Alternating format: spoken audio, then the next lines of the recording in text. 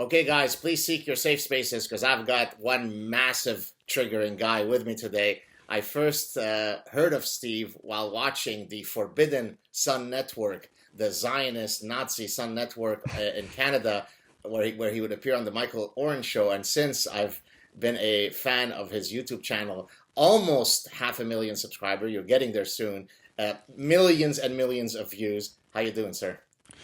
No, I'm excited to be here. I really am. I was going like, oh man, I'm glad to do that show. It's funny you said Nazi Zionist. I would have thought that's an oxymoron at some point, but when you read the YouTube comment section, that is an actual saying now. I've been accused of being a Nazi/Zionist, so I don't know where we are anymore. Well, you kind of think here's the left, here's the right spectrum, and then you go social media.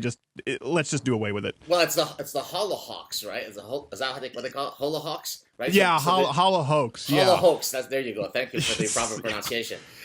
So I wanted to maybe start for those of you who might not know your stuff. I highly recommend that you go check out your YouTube channel, Louder with Crowder. Probably the ones that I enjoy the most is when you do these incredible skits. The two that come to mind for me, at least, is your imitation of Bob Ross, the former painter who had a PBS. I think it was on PBS. Is that right? Yeah, I think it was incredibly boring, so I would imagine PBS. Oh wait, hold on a second. My computer just tried to restart. Oh wait, that's right. We're not on my computer. Sorry, go ahead. Okay. Are we? I hope We're it's good. taping. We're good. Okay. And so you did it. So we'll talk about that in a second. Then you've got this other one where you do a Cenk Uygur, which I'm very much looking forward to being the next wave of Cenk Uygur skits. So let's start with the Bob Ross one, where you drew a prophet of a particular peaceful religion. Tell us what the reaction was to that skit. Well, I mean, I'm pretty sure you can guess the reaction. Islam is not a subject I've avoided, certainly. And, when people go around and they talk about death threats on social media, and, I got threatened, you almost always know it's false because when it actually happens and you work with the FBI, you're not allowed to talk about it. So, we can't go into super detail, but I'm sure people can guess. What's funny is that's actually pretty benign when you compare it to the Jesus versus Muhammad video I did, where I got more into scripture and I got into theology and comparing the Quran, Hadith versus the Bible. And I know with a distinctly atheist audience, you're going to get commenters go, it's all the same. I don't agree. I think that religions can be there can be false religions, obviously, but they can all have, even if you think they're all false, distinctly different outcomes. So what's funny to me is that one got so much outrage. That wasn't even, it was just taken from the live broadcast. I tossed on a wig and said, let's do this. And lo and behold, that upset them more. So you never really know with social media what's going to light it ablaze. And that was one of them. But I appreciate that people out there are laughing. That's the goal. Well, look, one of the things that I constantly complain about is how apathetic and how cowardly most people are, to the point where they might write to me privately to say, hey, we so respect your courage and admiration. You're one of the few academics who speaks out. And yet they won't like a Facebook post that I put up because it would be bad to show that they like it. And so you've got this person on the one end of the spectrum. Then you got Steven Crowder, who doesn't care about drawing Muhammad and who knows that there's going to be blowback. So how can we bottle up some of your testicular fortitude and spread it to the masses? I don't know how I feel about bottling anything testicular, but I appreciate it's funny. You say that, and that's true. But then I think you also go another step with sort of the atheist community, where a lot of them are on board with, we're anti-social justice warrior, but then they're voting Bernie and they get really mad if you criticize socialism. And then that triggers them. And as someone, is raised in socialism, basically in Montreal, an English-speaking Canadian raised in French Canada, that's something I'm passionate about. So I even get a lot of these people on YouTube who are big in the atheist community or the scientific community who go, yeah, I agree with you on this stuff, but anytime I talk about it, my audience goes nuts. And so that's kind of the danger, I think, with social media. The beauty is there are no more gatekeepers, right? Joe Rogan is how I found out about you. Joe Rogan talks about that. The flip side is, YouTube used to just be, okay, you subscribe to people and your subscriptions show up in your feed. When they need to make more money, and so it becomes an algorithm of what are you most likely to, click that little thumbs up on, all of a sudden social media creates a type of news where you actually are beholden to telling people what they want to hear. And so that, I think, is more systemic, which concerns me. Obviously, there are people afraid of drawing Muhammad, but I'd like to see people, whether they're atheists, whether they're Christians, whether they're scientists, whether they're skeptics, whether they're Muslims trying to reform the faith, at least be bold enough to stand up even against their own audience when it's unpopular. I think if we get to that root problem, then Islam is going to go along with it. But of course, it is different because, they blow stuff up. So, in light of what you just said, what do you think of the recent YouTube unmonetization, debacle? Well, YouTube has the right to do whatever they want. What bothers me is when people say, "Oh, it's not a free speech issue." What is a problem, and I don't think it's necessarily political because they went after the Young Turks.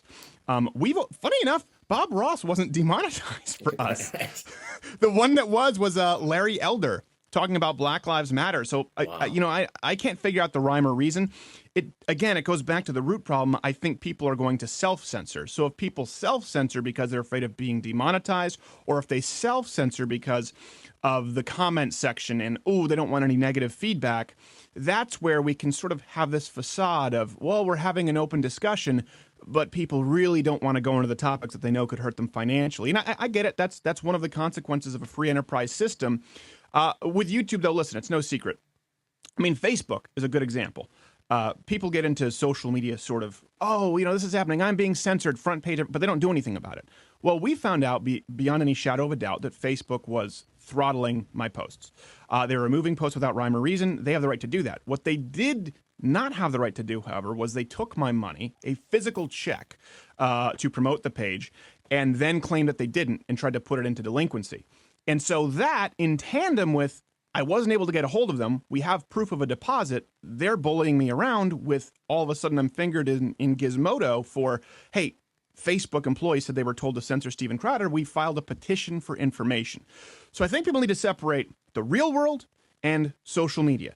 If it's really happening and you have proof, you should take the proper legal avenues. Otherwise, it just becomes white noise. But it is a problem. It's a problem of intimidating people into silence. And YouTube, Twitter, Facebook, they're all very far left. That's no secret. I talked at one point, I think maybe it was on Dave Rubin Report, I can't remember which one it was, but there was a follower of mine who, was trolling me about sort of, why don't you criticize Israel? And, basically it was Jew hatred hidden under the guise of Zion, I don't like Zionists.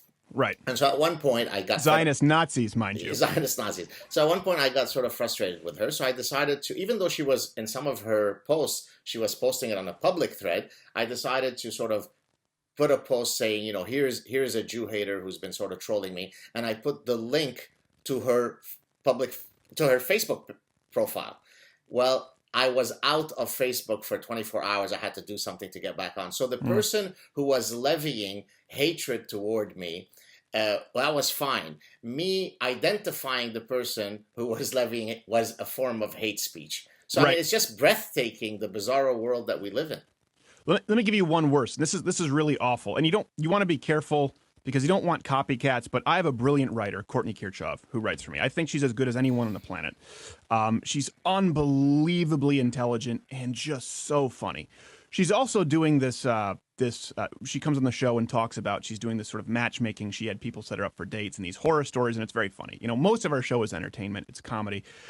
And so she's been in trouble for calling out feminists. She's a strong woman who works for herself, very, very successful.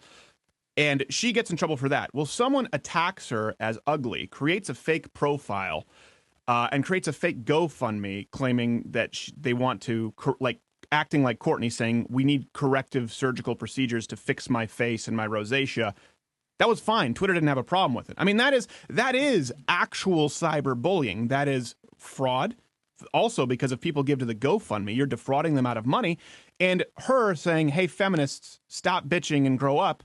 Okay, we're gonna ban that. But someone creating a fake GoFundMe, it really is blatant. I know it's anecdotal, but I do think people are realizing when you take, when you take the totality of it, okay, there's something going on here. There is some level of collusion. Demonetization itself isn't just that, but it is part of a bigger picture. Have you heard about the latest situation with a few accounts that are criticizing very vociferously some Saudi practices, like women issues and so on? They've been suspended from Twitter. Some pretty prominent accounts. Have you heard of that at all? It doesn't surprise me, and this has been going on. This is where people get really mad. Oh, Crowder makes it left, right. Well, I think isms do matter. I think you need to look at it. I think obviously situations are nuanced. Obviously, you need to think critically of every issue. But I talked about this when it came to economics. A good example. People talk about, this will tie into your question. Believe me, when people talk about like people getting their fair share, a lot of people don't understand this. And this ism matters. People like to say I'm not left or right. Well, actually, almost everybody is. They have a prism through which they see the world. They just need to acknowledge it. So if you say we need to get more of our fair share because the wealthy, the top fifth of earners have increased their wealth from 45 to 48%, some number like that. Well, the ism is there's this finite pie and I need my fair share. You're seeing that through the ism of entitlement, of socialism, of leftism, liberal, whether you like it or not, as opposed to the ism that I have of free enterprise conservatism saying, well, but that pie is 5,000% bigger. There's more wealth for everybody. So inequality isn't a problem with my ism because you're better off today, even if you have less of the pie. Good example of this. It was just me, just my one employee, not Gay Jared. He had 50% of everything. Well, now he has maybe an eighth of what we do. We have 5 employees who all make more than he did as the first employee. So the ism matters. And so I've always been a conservative libertarian. That's been my ism for a long time. This has been going on with conservatives for a long time on the right. It goes back to Michelle Malkin criticizing videos.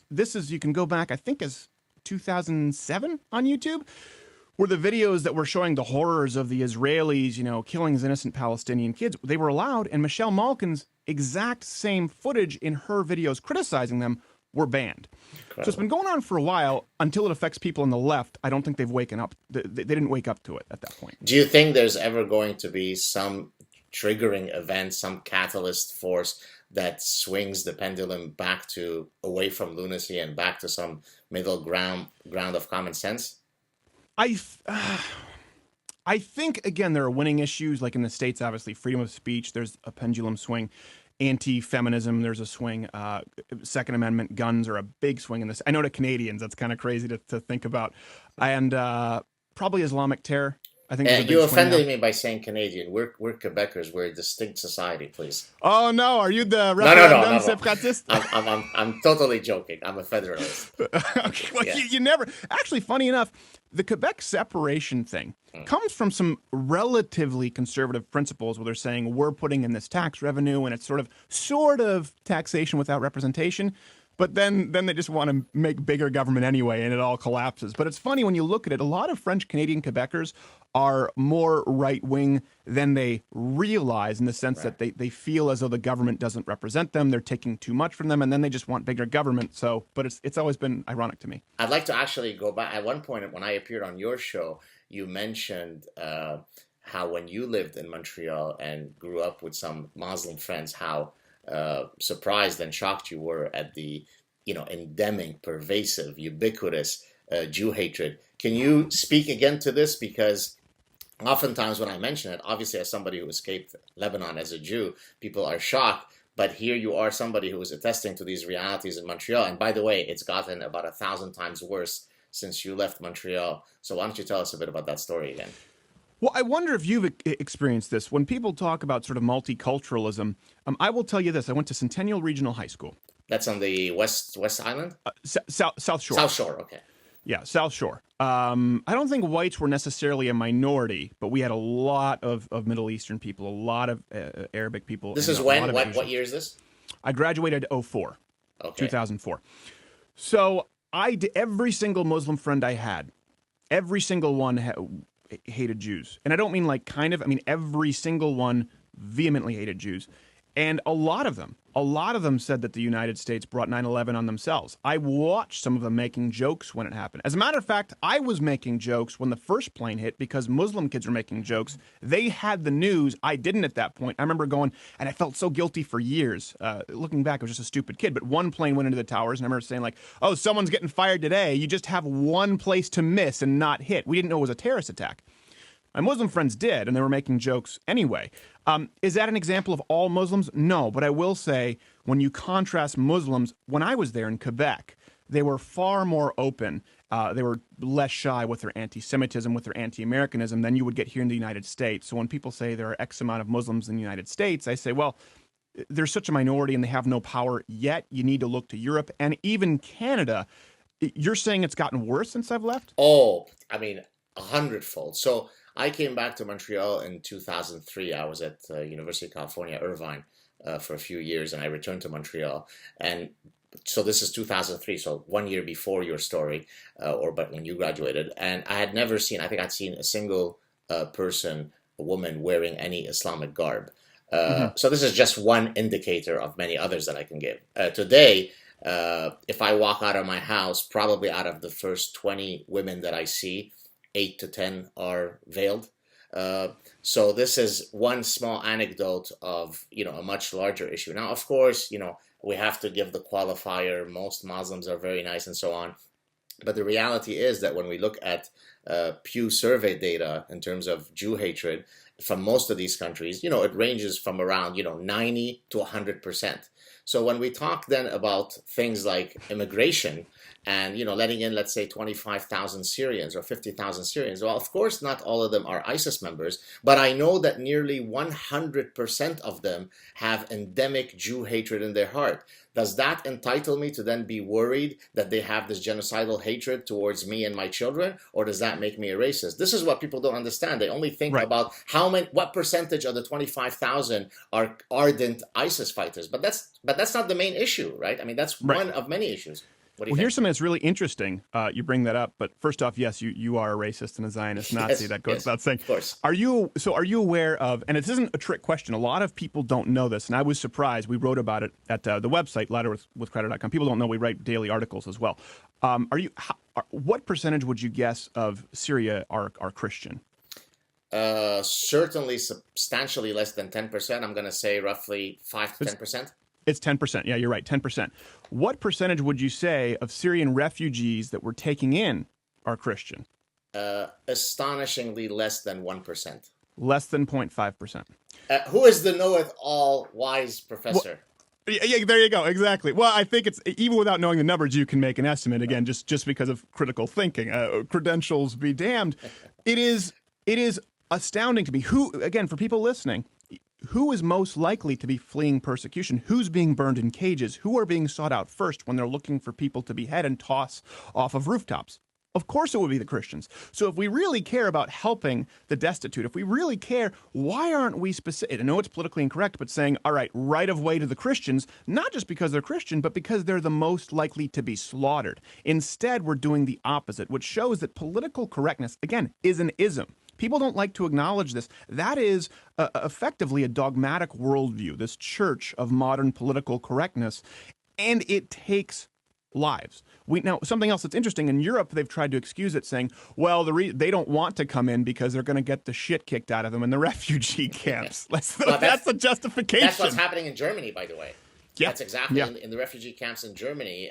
The Christians are specifically targeted, and so yeah, it's endless. Listen, we escaped Lebanon, so Well, it's like you don't want to let Jehovah's Witnesses in your house because they're generally very polite, but slightly annoying. It's like that with Assyrian refugees, only more rape. he Crowder said that, not me. Don't send me hate mail. And people go, where do you get that? Well, Yeah. Sweden is the rape capital of the West, and it is entirely traceable to influx of refugees and Islam. Again, the ism matters. If the jumping off point, the funniest thing you probably covered this. I always want to say Pierre Justin Trudeau, the Abercrombie model, went to a mosque that was gender segregated, and his only answer was, "Our diversity is our strong suit." You call yourself a feminist? Look, by the way, I call him castrato in chief. For he does officially have no testicles.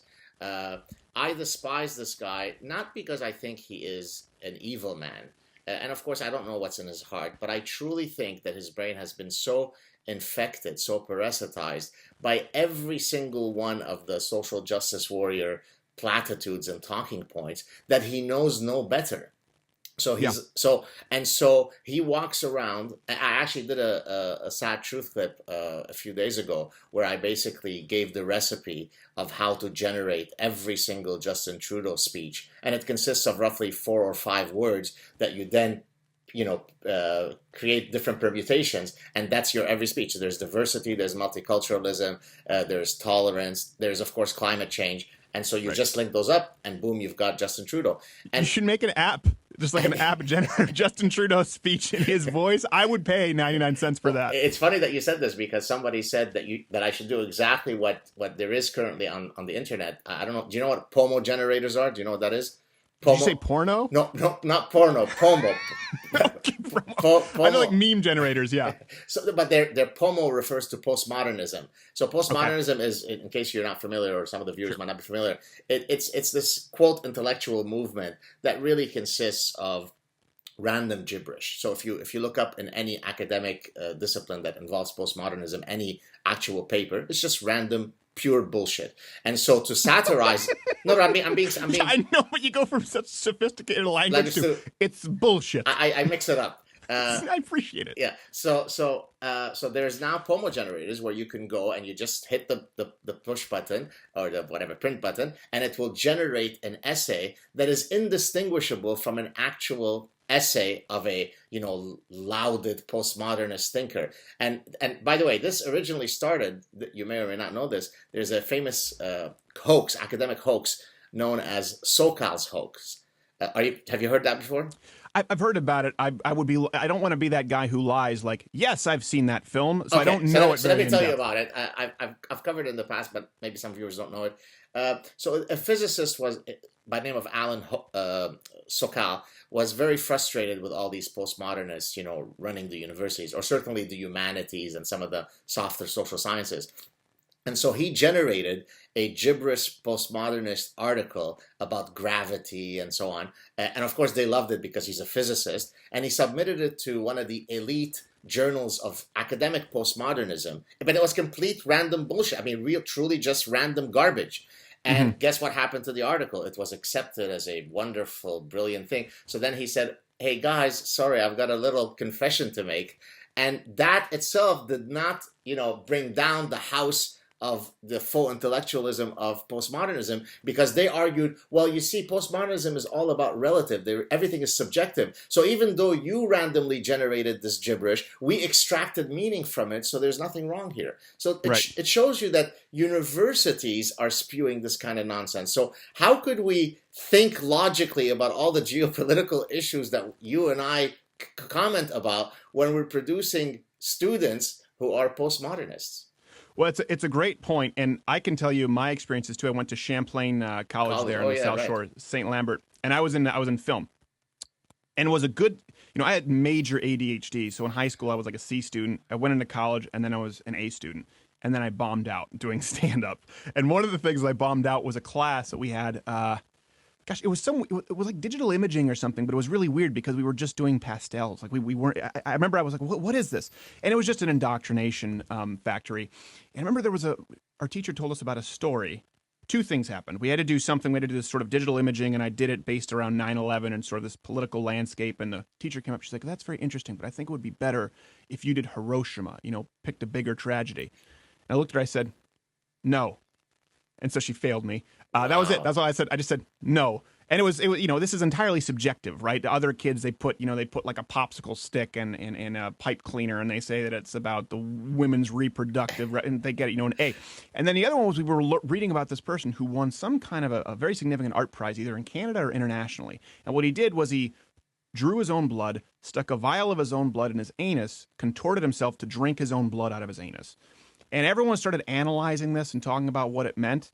And I grabbed my binders, I walked out, and I never went back into the class because I realized nothing was going to get done there.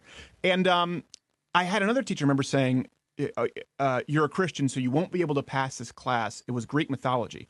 Listen, I had very, very militant atheist professors in my humanities classes and English classes and some of my science classes, and we always got along and had productive discussion, but there was a noticeable shift.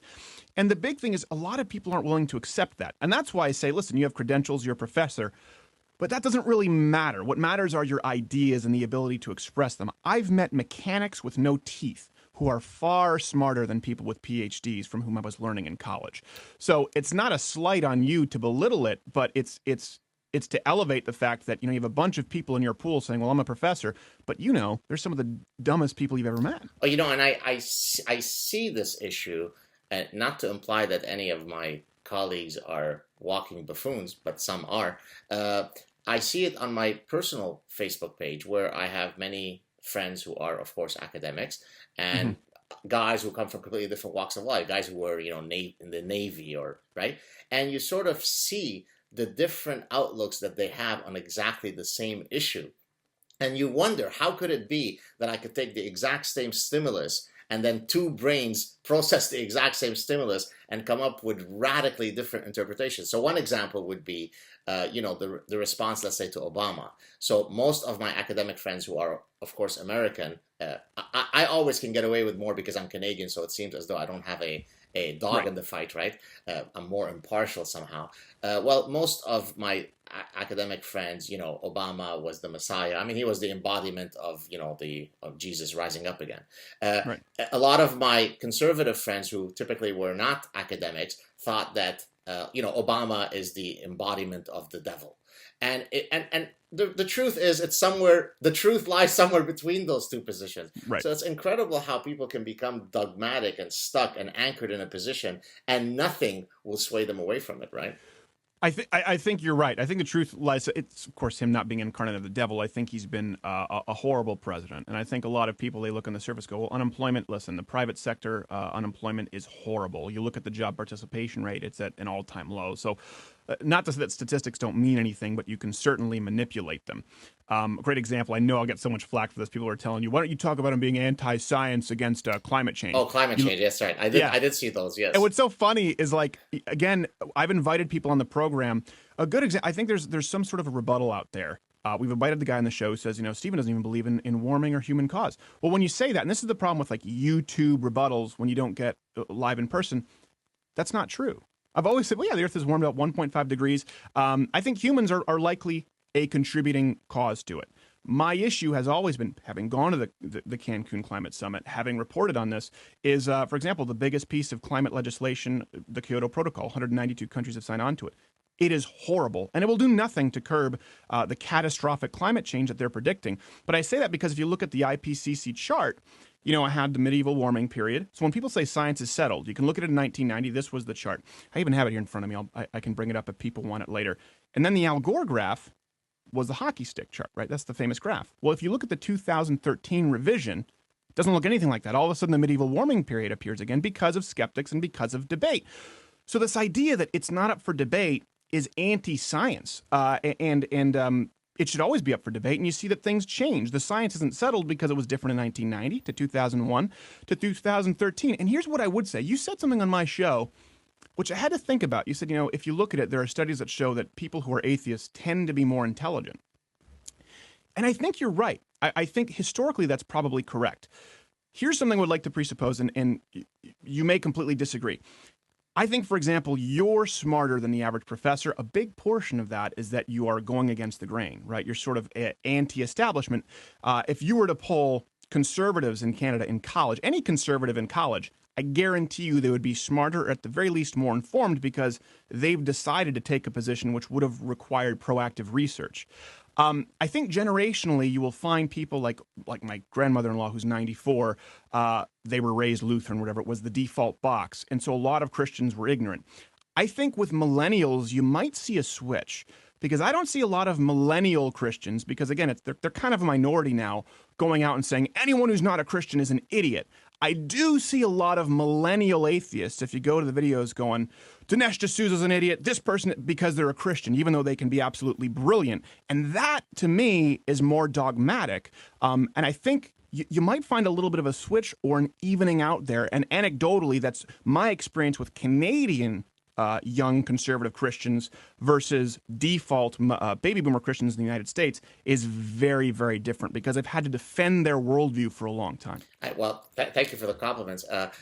Incidentally, what you mentioned about the millennials also holds true for middle-aged professors, in that middle-aged professors are quite happy to criticize Christianity. And I've sort of mentioned this anecdote in the past, but I'll say it again. If I put up a a Facebook post, criticizing some senator from Alabama who denies evolution, then I will get a lot of support from some of my academic colleagues because it is progressive to look down on this idiot. On the other hand, if I put up something that would be roughly similar, so I criticize some Muslim scientists for thinking that the Earth is flat because the Quran dictates so, well, then it is why are you shitting on these people? I mean, don't they have it tough? Yeah. So it's not just millennials who go out and criticize Christianity. Even middle age, there is sort of a set of behaviors that are accepted for you to be a member of the progressive club. One of which is it is perfectly fine to criticize Christianity, but perfectly not appropriate to criticize Islam. Yeah, I think, but even not just Christianity or Islam. Like we had Dinesh D'Souza on the show. Right. But you can disagree with him. Anyone who denies that he is a brilliant man is simply uninformed. The guy, I bet you, would have an IQ off the charts. When you read some of his books, whether you agree with him or not, he's very smart. And so many, the second you see in the comment, Dinesh D'Souza believes in the flying spaghetti monster, it's like, okay, all right, I'm out. I get it. You're just going to toss that at them. And that does seem to be, again, a flip that I've noticed with young atheists who think, well, I don't have to defend it because it's just fact. And anyone who doesn't agree with me is an idiot. Listen, like I said, I've conceded. I think probably historically, because for a long time in the United States, to be an atheist, right, you were a pariah. You had to defend your views. I believe you're probably correct in that. I think a big contributing factor is societal circumstance. And anytime someone has to defend a view, they're going to be more informed. And I see a lot of younger atheists who don't feel required to. And that would disturb me. That's also why I haven't openly talked about my faith. I don't proselytize on my show beyond supporting the idea of a nuclear family. And I think marriage is a good thing. And a lot of people just crap all over it. Beyond that, because there have been so many Christians who go forward and just make silly arguments. Oh, if evolution is real, why are there still monkeys? Like, oh, okay. That's the Mel Gibson, right? That's the famous Mel Gibson line, isn't it? Was his line? I don't know. I think he might have mentioned it originally. I hope I'm not wrong, in a Playboy interview. Not that, of course, I've ever looked at Playboy, and if I did, it's only for the articles. So. Although the articles, although his voicemails, as someone who studies sort of behavioral patterns, his voicemails are some of the funniest things I've ever heard in my life. And people are like, that's so dark. For people who don't know it, it's incredibly racist, and I can't say all this stuff, but at one point, he screams. Any man who's ever been in a relationship knows how crazy women can make you, where you're furious, but you love them. He starts screaming at her. He's like, you have no soul! You have no I do remember soul! that. But then he stops. He goes,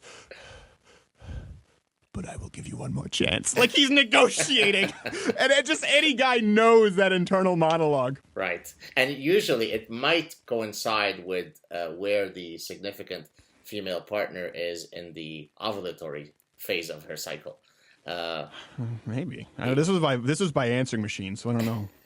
No, but I mean, by the way, in my own research, I don't know if we mentioned this last time I was on your show, but I study actually how the menstrual cycle affects women's consumer behaviors. And as you might expect, there are all sorts of things that women do when they put on their consumer hats that vary depending on where they are in their menstrual cycles. For example, what types of foods they're attracted to, how they dress. Not surprisingly, you don't have to be a fancy evolutionary psychologist to realize that when they are maximally fertile, when they are ovulating, that's when they dress most sexily. And this is exactly what you see in other mammalian species where females advertise themselves when they are in estrus. There you go. Yeah. Well, yeah, you did talk about that on my show. Okay, I did. Okay, sorry for the repetition. But you missed that men can have periods too. Sad. I don't know if you haven't heard this lately. I have heard. This is at Brown University where they now have female hygiene products or whatever the term is in men's bathrooms. Correct? I know about that, but it was all over Twitter when it was Women's Something Week, and then people, if men had periods was a hashtag, and I got so much flack because the whole thing was if men had periods they wouldn't be able to work, and I just said if men had periods they would treat it very much like work, being a father, or contact sports. In other words, they do it anyway. People are furious, like plus they were going plus this is really insensitive to the trans community. Men can get periods too, and to say you know what I don't agree is now declared anti-science. Right. And that's the thing where people say whether it's the politics of climate change or gender now, this idea. Here's something that really, and we can do the full hour. Actually, I just my call was moved. So wonderful. So if you want Bonus. to, but Yeah, yeah, of so course I you do. can boot me. No, I But don't want to. Go ahead. the science, and this is another thing that I see with a lot of millennials who like to toss out science because science. And like, I understand you want to reference somebody, but if you can't defend your position or you don't understand it, you don't really have any business expressing it. And it's really easy to do that in a comment section or on Twitter. Science, the theory, I get it, is incorruptible, but human administration of said science is not. I mean, we just saw it recently with the Harvard study where they were pushed to they were financially incentivized to say saturated fat was bad, which All had a right, huge I heard about influence that. on the food pyramid and complicit vegetarians, right? Neo-environmentalists, vegetarianism was their thing back then, and we see that sugar was in cahoots with them. And we've seen it with things like ClimateGate, with emails that were deleted. We see it all the time. It doesn't mean that you throw out science, but people need to understand that there is, the weakest link is human error, and humans are fallible with science. And you see that right now with the sex gender issue. I mean, you'd be hard pressed to find somebody who would say, "Listen, a doctor, men get periods too." Right. You're not going to. Listen, I've had a conversation with a postmodernist who was upset that I made the statement that it is a universal truth that only women can bear children. So when we're having a conversation about whether only women can bear children, then you've really gone down the lunacy well really, really far. But to demonstrate to you how committed I am to an open exchange of ideas, even when someone is espousing utter nonsense, I'm on record as saying that I support Holocaust deniers spewing their stupidity, right? I mean, if there ever was something that has been settled and that is not open for debate, is whether the Holocaust happened or not and how many Jews died or not. And yet, when I was a doctoral student at Cornell, there was a gentleman, I don't remember his name, who was sort of making the rounds at all the, the elite universities saying, hey, invite me. And I'm not saying it happened or it didn't happen. I just want to debate it, right? So under the guise of let's debate, that's how he would get into these universities. And philosophically, my position was, yes, of course it's grotesque. Of course we don't have to debate whether there is such a thing as the moon, and we don't have to debate whether the Holocaust happened, but you can't shut the guy down, right? I mean, people have the right to be, gargantuan buffoons. Sure. And so for other issues where it's not settled, it is quite disheartening when then people try to shut you down. I mean, I'll give you a few examples. I call this sort of the one villain approach.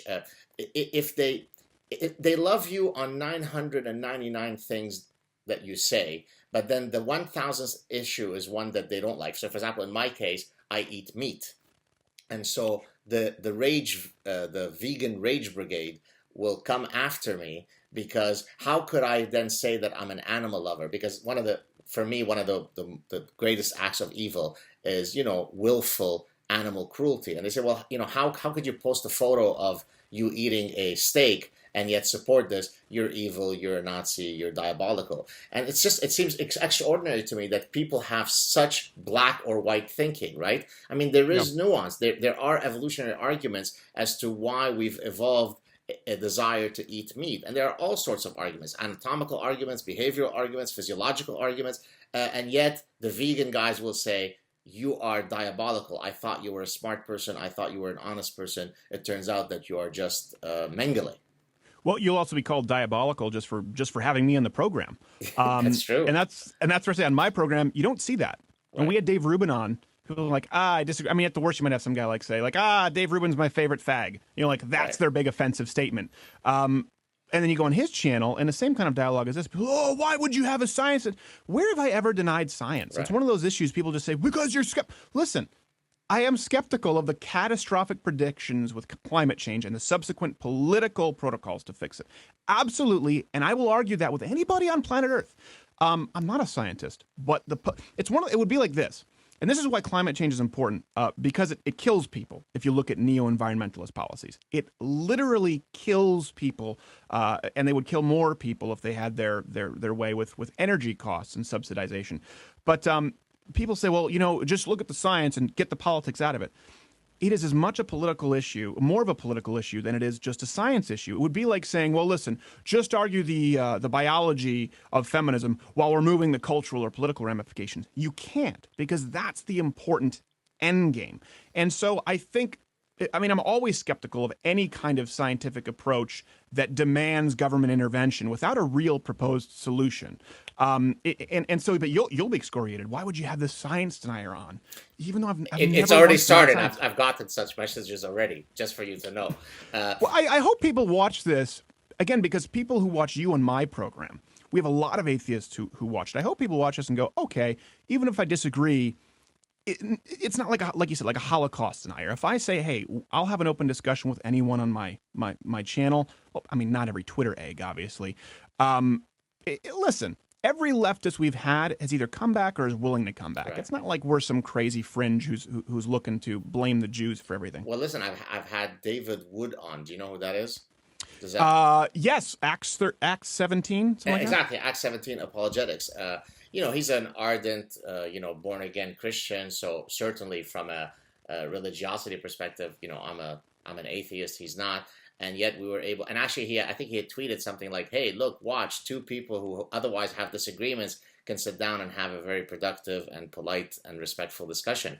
Right. I've had guys who, to me, struck me as profound Islamic apologists, and yet we were able to have a polite, reasonable discussion. Sometimes I do get irate where people say, you seem different in your interviews. You seem a lot more polite than when you get upset on Twitter. Well, usually there it's because, it's a different forum. I mean, not that I'm trolling a person, but I'm not engaging them. Obviously, if I were to engage them, I would be more polite to them. And a classic example is Bill Nye, because you were talking about climate change. I haven't weighed in on, what percentage of climate change is due to man-made versus not and so on. And I don't know enough the research to definitively weigh in. What I do know absolutely is that if we were to calculate the effect of climate change on anything that's associated to what's happening in the Middle East, it is less than whether my elderly aunt had some flatulence problems yesterday. In other words, it has zero effect. Not some effect, zero effect. So when Bill Nye goes on Huffington Post, because now he is the Pope of climate change dogma, and right after the Paris attacks, right? These are guys who grew up in Paris, some of them who went around killing people, and he says, well, I mean, I'm paraphrasing, I don't remember the exact words. Well, there's a very, very plausible way by which climate change can be used to explain the terrorist attacks. That's offensive. That's a problem. And of course, I know the exact supposedly causal chain that they argue. It's Right. utter nonsense. So when I then people say I'm trolling Bill Nye, I'm not doing it to troll him. I'm doing it because I'm so offended that somebody who has such a platform, I mean, he's got a platform that's 100 times bigger than mine, and he can espouse such bullshit, then I have a right to go after you for being an enemy of reason and an enemy of truth. So I don't have any personal animus towards Bill Nye, but I do detest that he could be so untruthful and so dogmatic about his bullshit.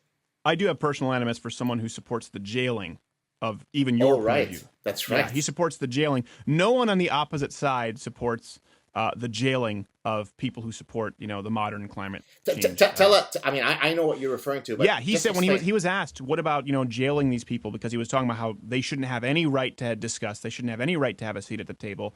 And he said, well, what do you think? Do you think the Enron people deserve to be jailed? And drew a comparison, effectively answering the question with a question, implying, yes, we need to jail climate change dissidents. And then he went on to explain it, I think in an article saying, well, when your denial affects me directly, talking about climate change.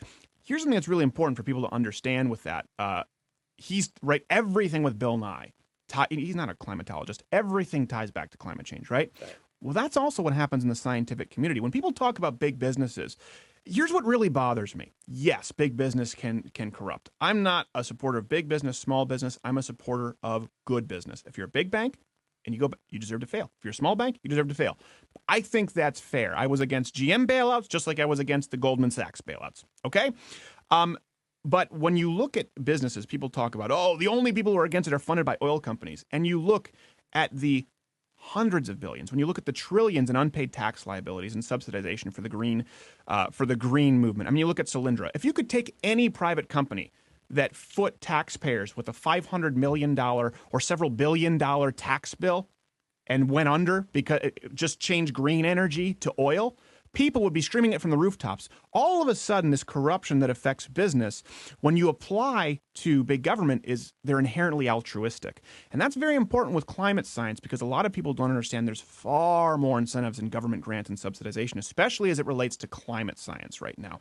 And so that's why Bill Nye ties everything back, and it's why every scientist ties it back. For example, hey, I want a grant to study the African squirrel gathering nut patterns. No. And climate change. They just and how it relates to climate change.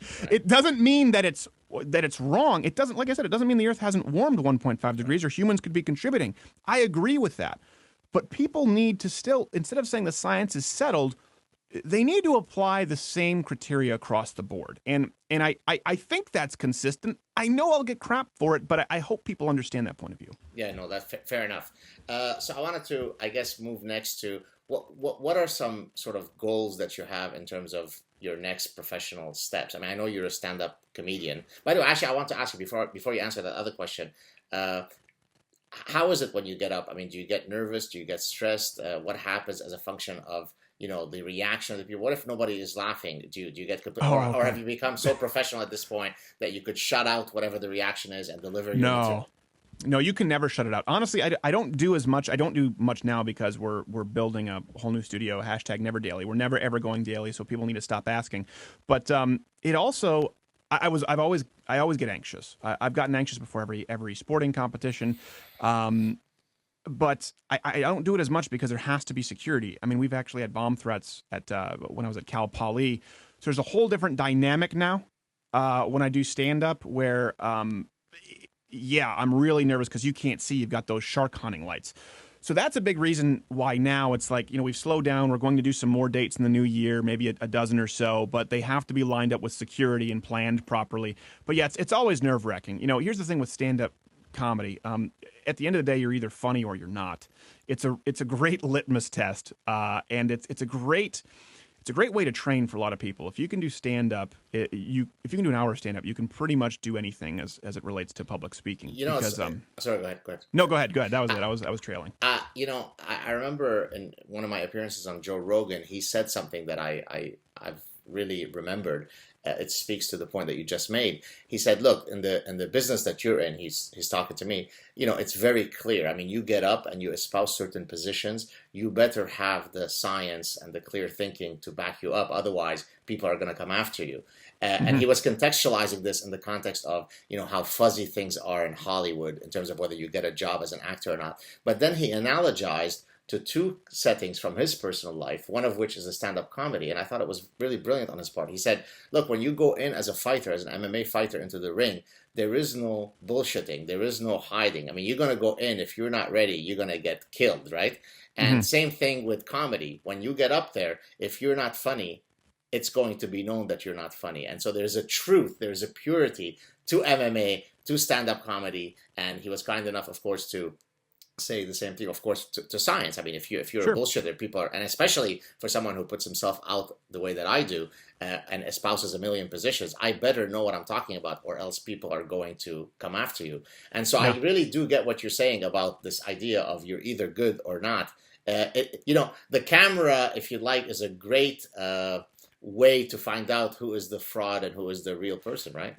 You're right, and that's the same thing why I say live debate as well. Anyone can create, if you have, this, someone can take apart someone who knows nothing. I could take someone who I could take my quite literally mentally retarded neighbor two doors down and give him one of your videos and give him a week and say, rebut everything he says, and he could do it and make you look stupid. Right. Now, if you said, hey, thanks for doing that, come on the program, let's talk about it, all of a sudden that drops away. And it's really easy to see who knows what they're talking about. You can't just go to Wikipedia and look up a source and take 5 weeks and fake like you know what you're discussing. So yeah, that's another thing too. I would definitely say a live form of debate as you do is very illuminating as well. And Joe Rogan can be very insightful with a lot of that stuff. A lot of times people can overlook it because except when he spends 45 minutes fat shaming me as he did in the last episode. Oh my God! Well, he probably just wants you to be around for a long time. Like, yeah, that's how I took it. That's how I graciously took it. No, he's a fantastic guy. He's a truly great guy. And I mean, Gat said you're right, bro. Like, you're fucking brilliant, but you have to take care of your meat vehicle. It's incredible because I actually mentioned this on his show. The reach that this guy has is simply breathtaking. The number Yeah. of times, I mean, obviously people recognize me from many different contexts, but the number of times that I've been stopped in places where I didn't expect that somebody would recognize me, and where they specifically point to Joe Rogan. I mean, the guy basically is in the brain of every single living person in the Western Hemisphere. It's really just breathtaking. Well, I do. I've done either judo or Brazilian jiu-jitsu for many years, and that was when people finally they didn't really. I don't really talk about what I do in person, and then when I go into the mats, people are like, "Oh man, I saw you on Rogan." It was everywhere. That's Yeah. an interesting sort of case study. When I first went on, people were furious, and when you look at it over time, all of a sudden the likes outweigh the dislikes, and people going, "Man, I disagree with him," but this was Right. actually a really productive discussion, and I hope to see more of that because I've always said, listen, I hope to see more of that from the Christian community because no one is more frustrated with any kind of closed mindedness from those people. I don't come from the school of the what's his name, Kent Hovind, or these sort of All these, right. I don't know. Is that the guy with the banana? I Did, don't know. He did time for tax evasion and was just really bad at okay. arguing against evolution.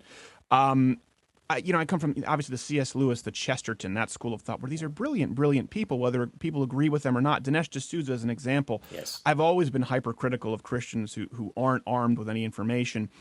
And specifically, you separate the philosophical, you separate the theological. And this is also another thing, Gad, when people toss Christians into the same boat, I mean, what they don't understand, that's also pretty ignorant because then you get with Christians and you have an incredible theological debate, not only between Catholic and Protestant, but 5-point Calvinism versus, predestination. So a lot of them have no idea as to how many branches there are. And there are some people who are incredible critical thinkers. And unfortunately, there are a lot of people who aren't. So I try to delineate myself by not tossing in with their lot. But the second you admit to being a deist, as a younger person, it doesn't matter. That's why sometimes I have. Here's something funny. Sorry, I'm going off on a. Here's the thing. My producer, not Gajer, and I talked about this. It's your world. I just pay rent. I have more in common with a lot of atheists than a lot of younger Christians who are smart, but a lot of them are like Bernie supporters. Because when it comes down to the philosophy or theology of Christianity, they take the render unto Caesar what is Caesar's to give it all to Caesar. And so I don't have a lot of common ground with the sort of social justice warrior, Rob Bell, feel-good Christians. It's also intellectually dishonest. I feel like someone like you, if they go, well, what about all this stuff in the Old Testament? God can be pretty brutal. If I whitewash it, no one worth an intellectual cent is going to take me seriously. Right, I hear you. Before we wrap up, of course, I could keep you here for another 5 hours.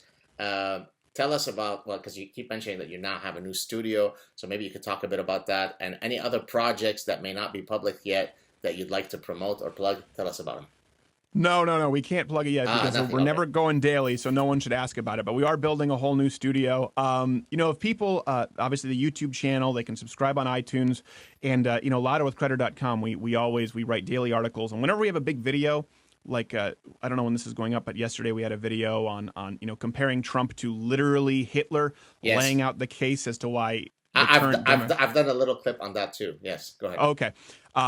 We always provide references, as many as we can over there at louderwithcrowder.com. So yeah, if people just want to read it, and the crazy thing is too, we have all different stripes of people who write for the site. I mean, we have Courtney, who's a devout Catholic.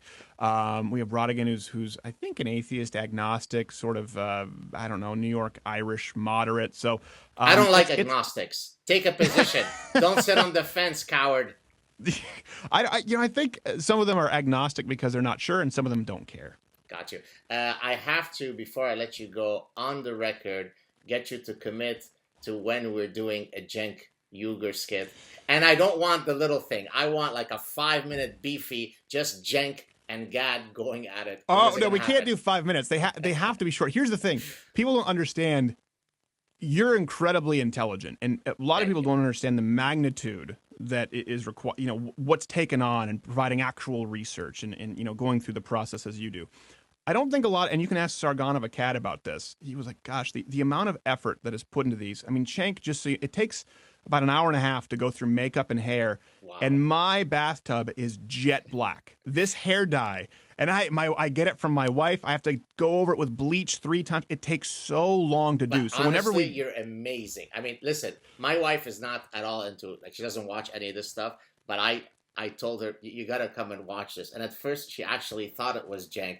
And then she became addicted to that clip. I mean, we both sit there watching it for the 10th time, cracking up. So, I mean, man, if there is some sort of award for satire or for impersonations, you should be getting that trophy. Well, thank you. Well, I can come on here, and I could probably work on a GADSAD and come on here. Uh-oh. GADSAD can interview GADSAD. The only way to impersonate me is to just be incredibly charismatic and supremely good looking and bright, and that's your and that's your impersonation right there, buddy. But I promise you, we will get you in the next round. It Right. takes a lot of planning, because when I do it, honestly, I can't even get all the makeup off. And so if we have to do pre-tapes, but the next round, you will be on there, and we try and tape a few at a time. I'm telling you, that hair dye is just, it's brutal. It is so, it gets everywhere. It's one of those things I don't know how to, maybe if anyone out there watching this knows a better hair dye solution, but man, that cleaning the tub, I mean, my forearm gets sore from doing it. I love it, buddy. Hey, listen, thank you so much for being on. It was a real pleasure. Stay on the line. It'll probably be up later today. Thanks again, Stephen. That was great. Thank you, you Nazi Zionist. Anytime. Cheers.